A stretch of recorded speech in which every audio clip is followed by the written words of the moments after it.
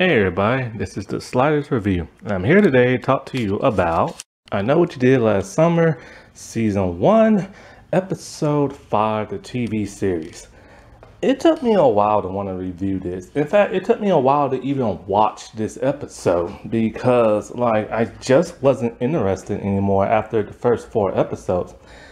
Nothing about it really kept me engaged. Nothing about the first 4 episodes were good. The only thing that was interesting was the twist of the twin reveal and stuff like that. But that was the only thing. So with all the other stuff I had to watch and review, I decided I'll take a break from this show and get back. I'm thinking to myself, maybe the 5th episode will be pretty good. You know what I'm saying? Then I finally watched the 5th episode last night. That's it. I'm done. I will not watch another episode until all the episodes drop, and there's only 2 left. I could not believe how dismal the 5th episode was. It literally was the straw that broke the camel's back for me. That was just some terrible bad writing. It had two interesting twists, but that's all right. I have now come to the conclusion that even though this is a slasher series, it's not really a slasher series. Even though this is technically a drama, it's not a very well written drama. They give you little tidbits here and there, but they don't really go nowhere with it.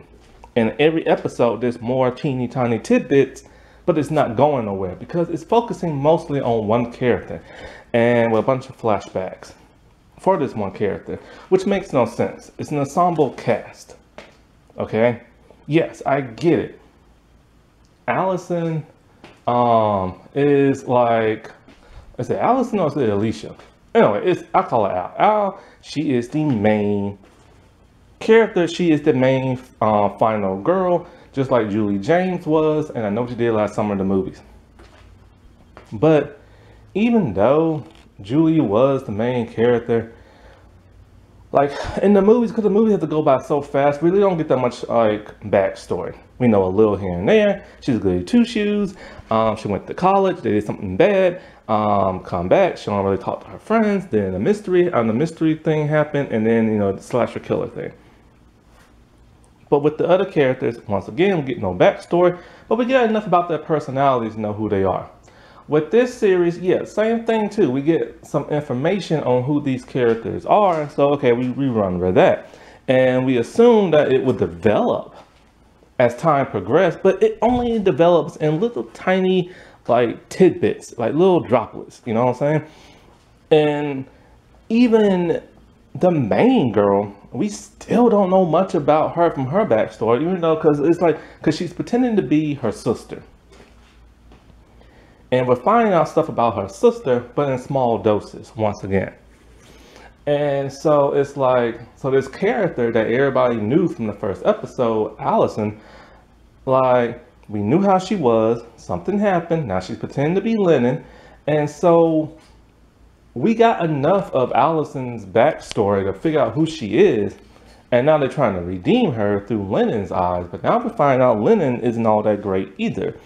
And because they're only giving us tiny details, they think that's mysterious.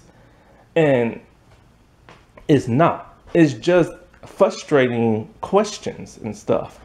And one of the problem with this is that there are no likable characters. In all honesty, not one character in this show is likable. They're all crappy and stuff. And I feel bad for the cast, especially the girl who plays Margaret, because before this, like I said before in my other videos, I watched a show called Light as a Feather. It's very good. I just talked about it, both seasons, go watch that. And it's what became a fan of the actress who plays Margaret. And so, if it wasn't for Light as a Feather, I would never been a fan of hers. If I would have seen this series as her first thing, I would not be a fan. I would not be a fan whatsoever. Margaret sucks as a character. And it's the actress who's playing her, she's trying to be like Lyndon Tipton from The Sweet Life of Zack and Cody. And I'm thinking to myself, if that's how they wanted the character to be, why not just get the actress who played that character? I mean, she's Asian too, and they went for an Asian character, so she might as well just play what she knows best. But she's Lyndon Tipton, watered down. And so I will get into more of the characters later. But first, let me just say, like when I was like this morning, I was like looking for pictures, and so I googled the show, and the ratings, not just for this episode, not for episode 5, I'm talking about the series in general, are low. Like some are like some are like average reviews, some are like mixed, others are negative. Like other websites, they just don't like this show because it's not well written. It is written very poorly. It was handled very poorly. Nothing in this show makes sense.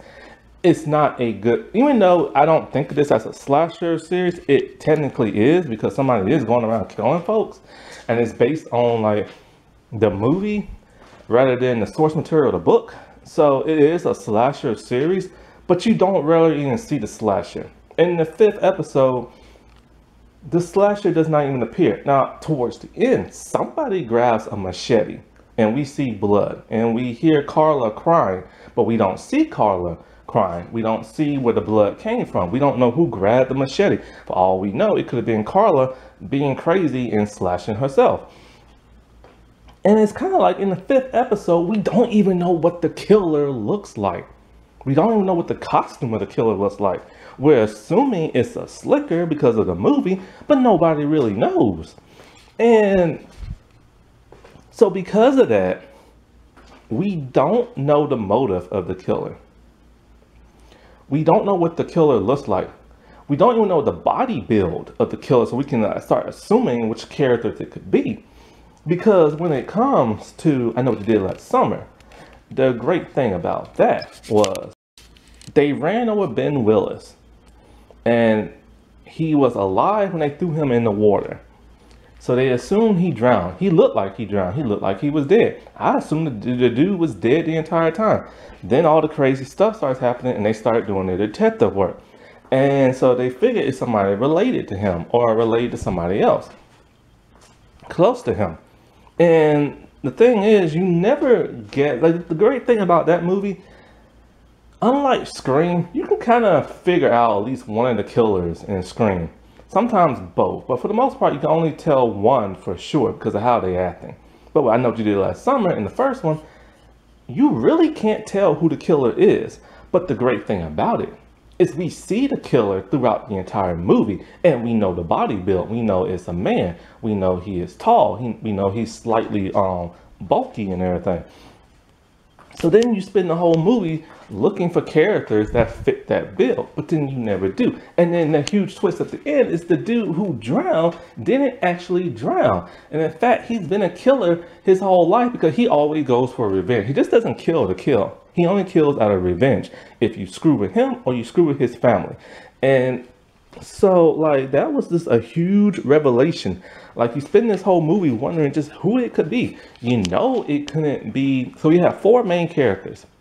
We know it's not 2 of the girls, and we know it's not Barry. Why? Because with Barry got attacked by the killer very early on. He was the first person to get attacked, and we saw the killer just hovering over his body. So we know it's not him.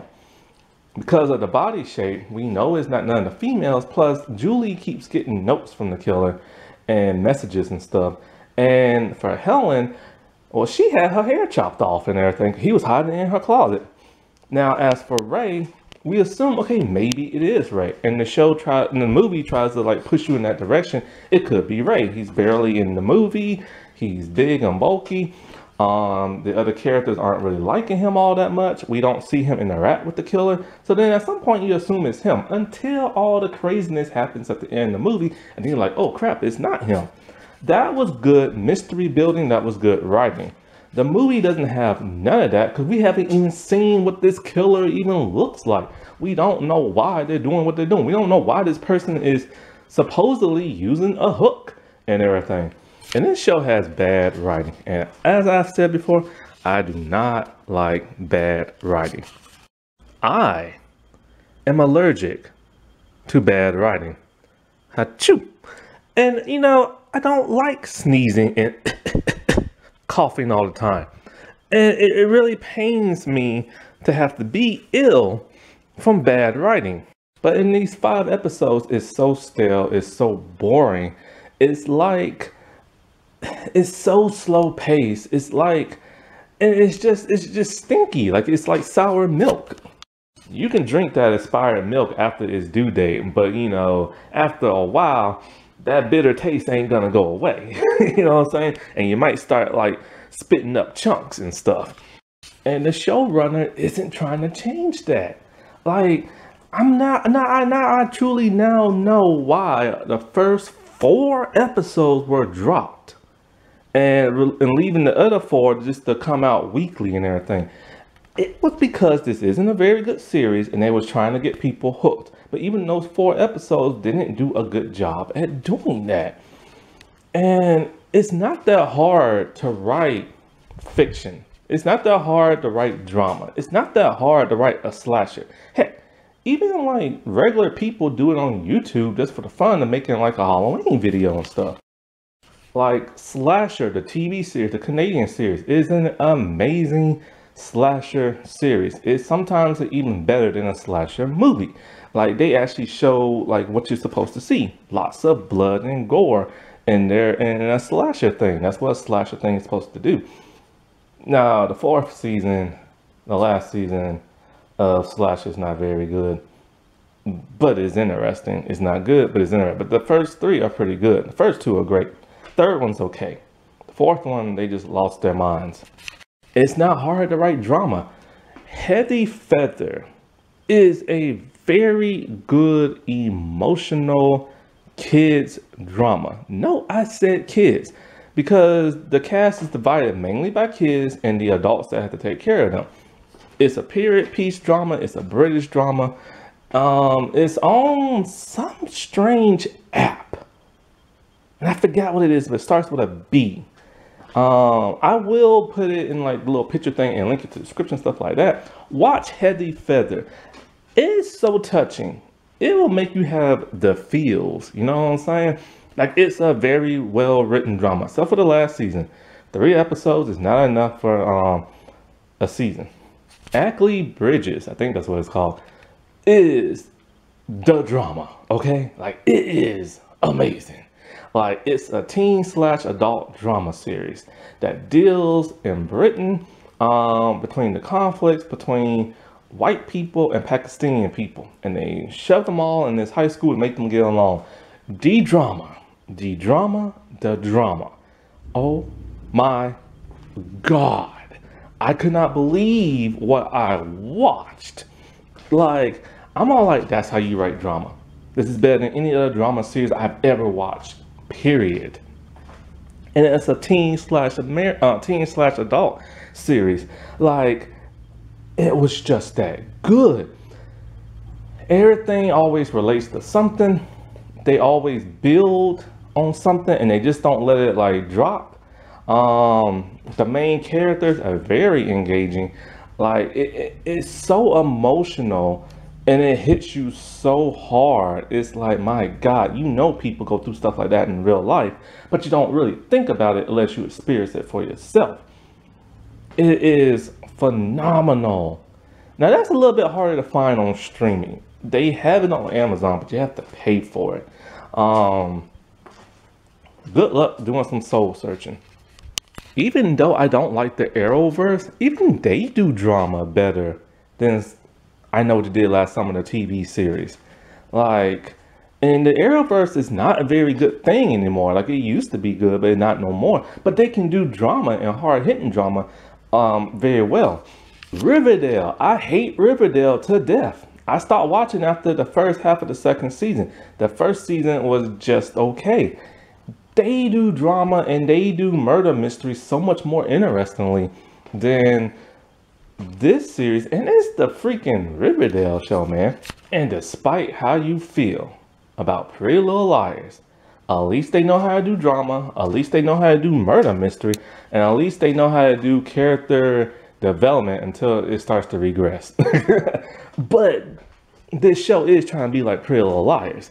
But you gotta admit, even in its crappier seasons, Pretty Little Liars was still a whole lot of interesting, and you kept engaged and you kept watching. But this show, I've given up. The 6th episode is on the app now to view. I'm not even gonna watch it. I'm just gonna wait to the end of the 8th episode, and then I'm gonna talk about it then. Because I can't do this no more with this series.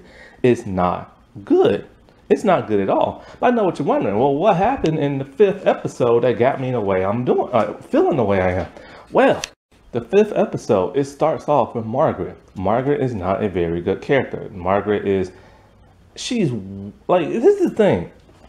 Allison should be the worst character in the entire series, but because she's pretending to be Lennon, she's now being redeemed, and we're starting to feel bad for her, especially when we're starting to see just how like messed up Lennon really was, and this family stuff that she has to go through with her dad. But Margaret is just an annoying type of character. She's all about being famous and fabulous, but her family's rich, but she's a little internet personality. She documents every like second of her life on the internet, and it's quite like disturbing and annoying because there are a lot of people like that in real life, especially with this whole TikTok thing and stuff in YouTube. But anyways, it starts off with her gorging on tons of food. She's just shoving it in her mouth, and she's eating with her mouth open, which is really nasty. And so like she's just constantly shoving food in her mouth, just eating, and she's eating, and she's eating, and she won't stop eating. And this goes on for a long time. And then we start to see tears come out her eyes as she's eating. And we don't know why she's crying. We also don't know why she's eating like this. And then like she just looks there with the blank look on her face, with tears rolling down her eyes. And at first I'm thinking to myself, okay, maybe this is some type of like food fetish thing for the internet. You know how it is, like with adult models and pornographic models and stuff and stars. They get on these websites and you pay them, and people ask them to do certain things, and like they'll pay for them to do it. It's the weirdest things they make people do. It's fetish type stuff. I knew this one woman who did that stuff. She said one guy, he paid her to pop a bunch of balloons with her butt, like her bare butt. So she did it for the money. And they make you do all these weird things. They make you dress up as babies and make you do like weird stuff. So first I thought to myself, okay, maybe since she's an internet person, maybe that's why she's doing that. But there's no reference to anybody. There's no reference to her being recorded. There's no reference to her like doing this for like money or anything. It's just her eating like that. And then towards the end of the episode, which is really strange, her mom walks in. Her mom's kind of like the Kris Jenner type mom, like disgusting, you know what I'm saying, who just wants her daughter to be famous and just does all kind of like does like that. Now remember, Margaret is an adult. Like, it's weird, these characters, you think they're teenagers because of how young they look, and it's typical 20-year-olds playing teens, but they're actually 2 years in their adulthood, so they're about like 19. And so like her mom walks in and she sees red stuff on the bathroom counter, and she wipes it up and she sniffs it, and she knows it's like food sauce because Margaret's eating a bunch of like Asian food, so whatever that red sauce is called. And so like, oh, that red sauce tastes so good sometimes. It's good for dipping. Anyway, so like when she finds Margaret, she's all like, and this is what really got me, she's all like, you've been eating in the bathroom again, haven't you? And Margaret just breaks down in tears and hugs her mom, and that's it. There's no reference to this whole why she eats in the bathroom. There's no reference to why she pigged out and gorged like that. There's no reference. It just ends with her going to sleep, and then later on Allison comes in and cuddles with her and stuff because Allison didn't want to stay with her dad, and I'll get into that a little bit later. But there's no development as to why Margaret acted the way she did.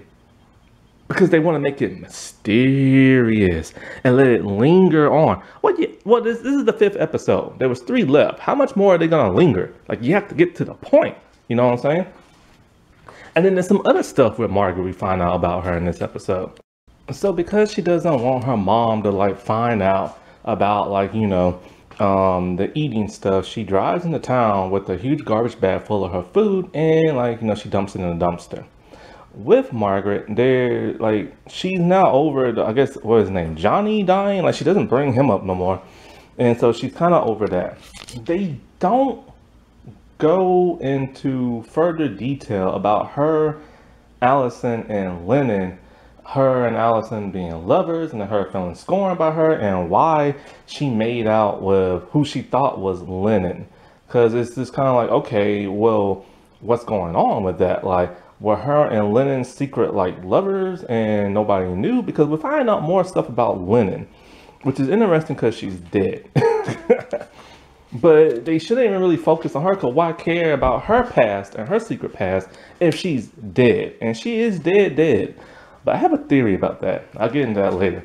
So there's no development writing wise about the whole Margaret love affair thing with Allison. There's no reason. There's like, we don't know why exactly she made out with Lennon, who she thought was Lennon.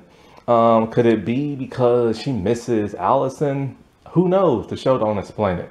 But like I said before, there's some more interesting stuff about Margaret when it has to do with Raleigh. Now, Raleigh is very poor, and she lives in a trailer park.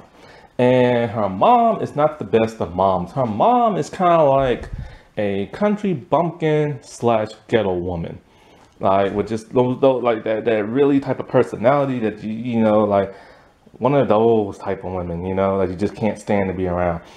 And so her mom's in the cleaning service, and she cleans for like people houses. She cleans for Allison's folks' place. She wants to clean for Margaret because she knows Margaret people will pay good, but Margaret's all like, oh no, you know, we still got our cleaning person, blah blah blah. So then Raleigh comes to the door, but here's the thing: before Margaret even knocked on the door, she was gonna knock with her hand, but she doesn't. She then later puts her sleeve over her hand and knocked that way because she didn't want to touch the door. Is she a germaphobe? Or that's what I was thinking at first, you know what I'm saying? Because like, she didn't want to get her hands dirty. But so Raleigh's just kind of like shocked. She's just kind of like, what are you doing here and stuff? Because, you know, like, because Raleigh, because she's poor, she doesn't want people back at her home. Now, I'm not knocking people who live in trailers. I'm just saying like how some people do feel. I remember in high school, there was a girl, very popular girl, cheerleading girl. She was a mean girl. Oh my God, she was mean. Everybody hated her. But she resented living in a trailer. She felt that it was just bad. Ironically, in college, she became a lot nicer for some reason. Anyway, so you know, Raleigh has a little resentment for like, you know, that and stuff. And so she asked Margaret straight up, well, do you want to come in? And then so I'm thinking to myself, okay, Margaret's finna like come in. But then the next scene we see, it looks like Margaret's bedroom. But when we see them two hanging out, they're not really hanging out. It's kind of like modern day hanging out. Like where, you know, people on their cell phones not paying attention to the other person, which I have seen that. I babysat my cousins. And when I came over there, he had his friend over there. His friend was supposed to play with him. They're both on their tablets individually in different chairs playing video games.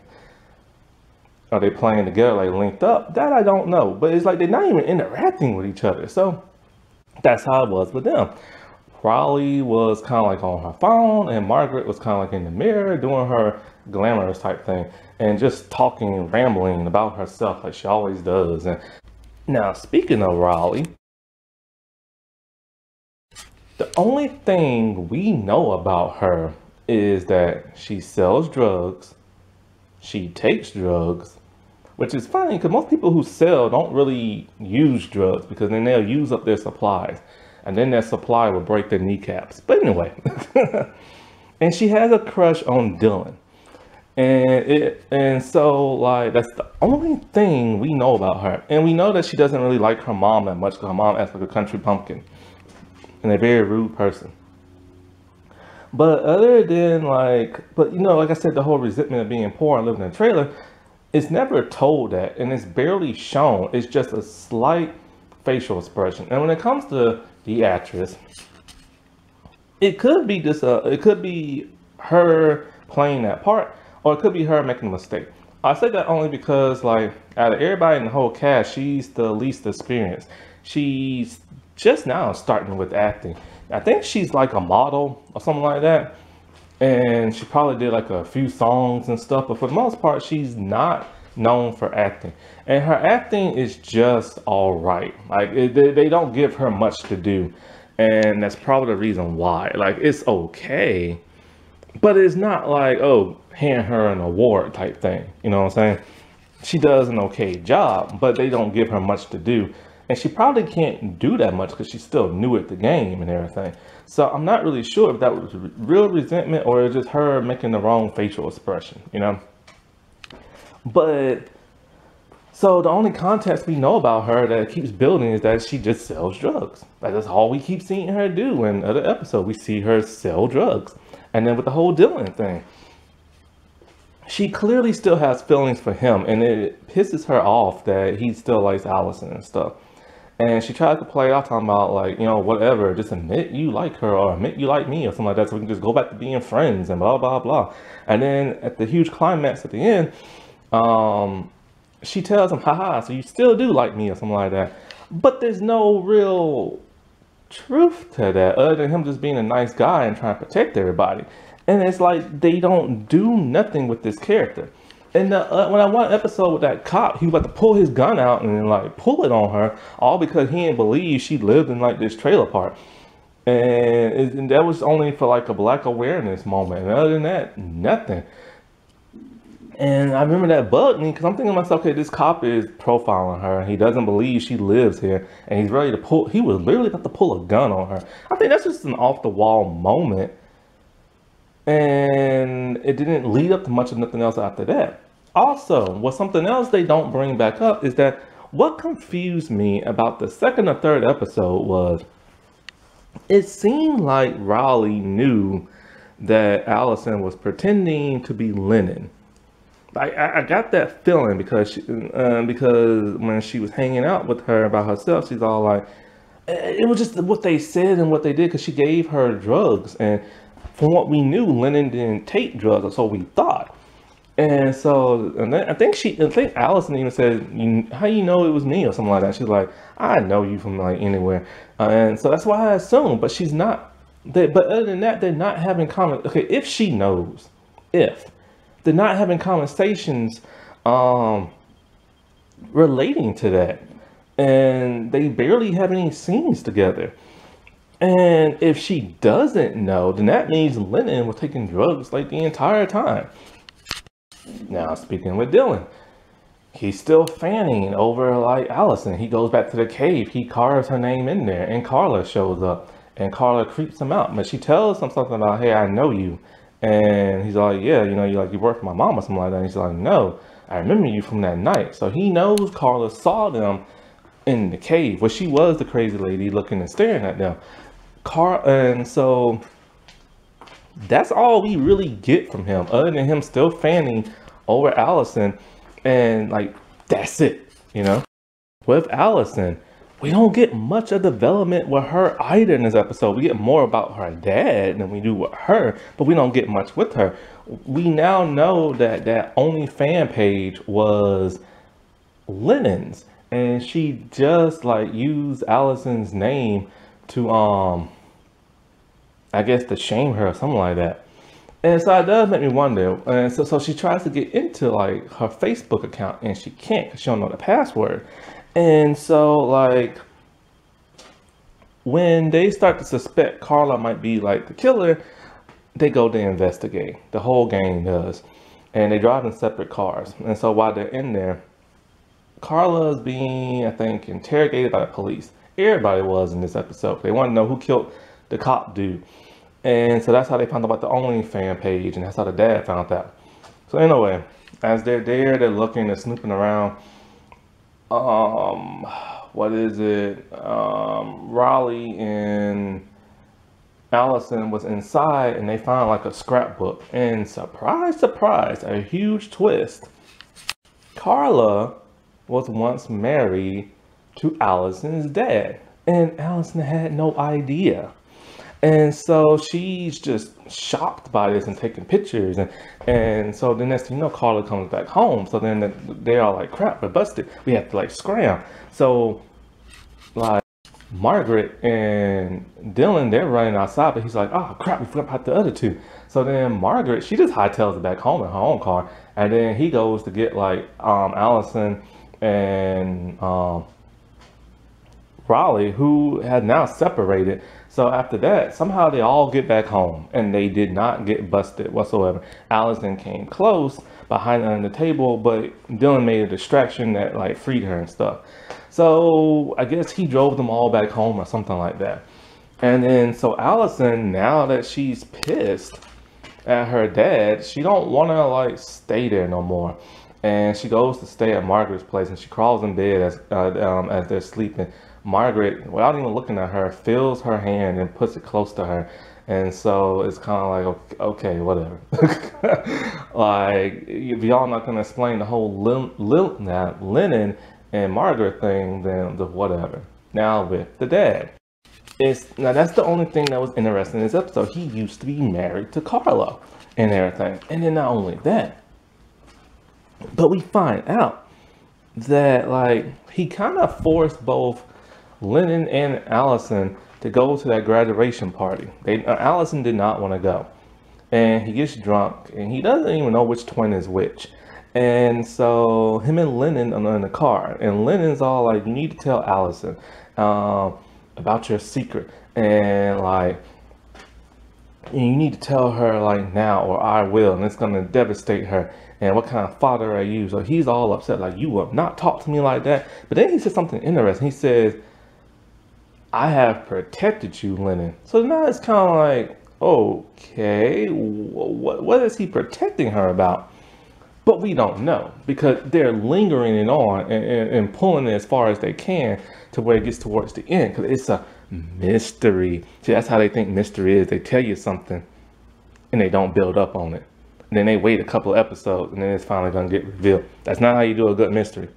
You got to keep building in that same episode, you know, to keep people intrigued. I'm no longer intrigued. And so like she gets out the car and he tells her, just walk home, it'll do you some good. And of course, that's how she got on the side of the road. I wonder, how did she get so far from Margaret's house to the side of the road? Because it was a very far distance. And now we know her dad drove her out there. And then she got hit by the car. So he feels guilty about that. And so, like, also when it comes to her dad and Carla said when they was arguing that, like, he told Carla, I protected you. And she's all like, well, I've been protecting you too. What is the thing with them? I've been wondering. So now and that's pretty much all that just happened in that episode. That is literally all that just happened in that episode. And then, like I said before, somebody grabbed a machete, there was blood, Carla's crying, but we don't know who did what. We don't know if she did it to herself or if the killer did it. But here's my interesting theory. Since Carla, okay, here's the thing. Lennon and Allison both have blonde hair. The dad has brown hair. Their supposed mother has brown hair too. So it makes you wonder, how did two brunettes make a blonde? I am now thinking that Carla might be the mother of Allison and Lennon. And I'm not even going to watch the 6th episode to figure that out because I'm done with this series until the end. But that is my theory. And it's just like, and then I'm thinking to myself, what if they're not twins, but triplets? You know what I'm saying? What if they had, because they don't even know that Carla was married to their dad. So what if there was a third child, but in the divorce, Carla got to keep a kid, and then like he got to keep the other two. And so Lennon is dead, and what if the killer is the triplet, because you know that would be an interesting twist, and I'll give them credit for just coming up with that. But if they were to come up with that, they'll probably butcher it. But yeah, all in all, this is not a very good slasher series. It's not a very good mystery series. It's not a very good drama. It's written very dismal, and it's quite a shame, because it should have been a great series. Like, I remember a Scream TV show series. It wasn't great, but it wasn't bad either. Like, you can watch it and keep engaged, but then they made a huge flaw, and it was one day I will talk about. And it's just like, now also, but there is a rumor that it might come back for a 4th season, revolving around the first 2 seasons cast. So who knows? I think they should resolve that whole Brandon James thing and just end it after that. But whatever. And so, but with this series, it's like amateurs are writing it. It's like an amateur is show running it, which kind of she is. I mean, she made the Hardy Boys, and that's not very good. But and it's just like, this is the problem with modern day television. See, woke culture is not ruining modern day television. What's ruining it is the writing, the directors, the showrunners, and sometimes the stars, because well, let's leave the stars out, because I'll get to them a little bit later. It's just because the writers, the showrunners, the directors, they don't know what they're doing anymore. They're getting all these new people, and these new people are not very well trained. And then when it comes to the stars, sometimes it's like they're not that great at acting, and that can bring it down. But for the most part, it's the writers, directors, and showrunners. They're just not good because they are not seasoned. They're not properly trained. They're still new to the game, and they must not watch things that they produce. Like, if you're gonna make a slasher series, you would think you will watch tons of slasher stuff or drama stuff. This show sucks in the drama department so much. There's no explanation as to why all these characters like each other, and why, like, there's no conflict between none of that. And when there is, it's dropped for like the entirety of the season, and it's brought back up towards the end. And that's just not very good writing, in my opinion. You just don't do that. Like, you have to constantly build to keep people intrigued. You just can't have a throwaway line and then be all like, ooh, mysterious. No, that's not gonna keep. The only thing I care about this series is I want to know who the killer is and why they're doing what they're doing. That is the only thing. I don't care for none of the characters. They could all die in the series and I would not care. With the movie I Know What You Did Last Summer, I cared about the characters. I cared when they died. You know what I'm saying? They probably except for Barry, but even they tried to redeem him towards the end, but not very well. But with the other ones, I like them so much. But with this series, I don't like none of the characters. Margaret is the worst character of them all. Raleigh is the least developed of them all. Dylan is just a dope. And Allison is just going through the motions and going through the growing pains. And it's just like, that's it, you know? Oh, and then they brought up this new cop lady who was apparently with the dead cop guy. And whatever. They didn't leave nothing. Like, just whatever, man. Whatever. Oh. And then the whole cult thing got brought back up. Why is there a cult of people in this series, and with the whole cave thing? They're not even going into detail about that. It's only been brought up twice, in the first episode and in the 5th episode. But it has not even went into detail. We don't know what these people are about. We don't know why they do what they do. We just have no idea. You know what I'm saying? But it's been brought up. So therefore it is a factor, a player in this series that's not doing nothing. And nobody cares about Johnny no more. He's just like gone. So it's like, whatever with that, you know?